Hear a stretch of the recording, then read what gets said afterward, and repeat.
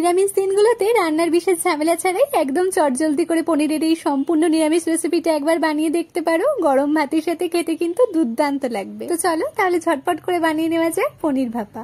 তো এই পনির ভাপা বানানোর জন্য পনিরটা প্রথমেই ছোট টুকরো করে কেটে নিয়েছি। এবার একটা প্যানে তেল গরম করে তাতে একটু নুন আর একটু হলুদ গুঁড়ো মিশিয়ে নিয়ে এবার পনিরগুলোকে দিয়ে উল্টে পাল্টে একদম হালকা করে ভেজে তুলে নিলাম। আর পনির কিন্তু কখনোই খুব বেশি ভাজার দরকার নেই, এতে পনিরগুলো শক্ত হয়ে যায় আর খেতেও ভালো হয় না।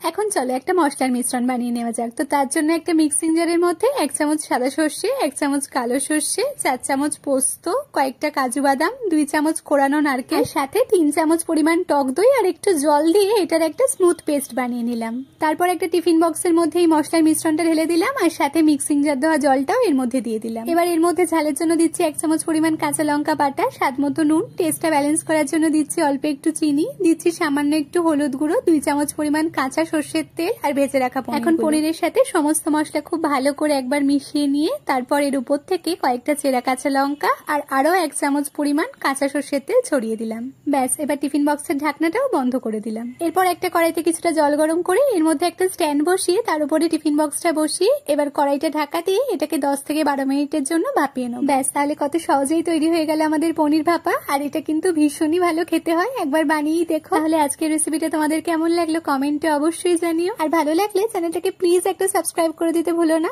আজ তাহলে এটুকুই, দেখা হচ্ছে আবার কাল নতুন একটা রেসিপি নিয়ে। টাটা।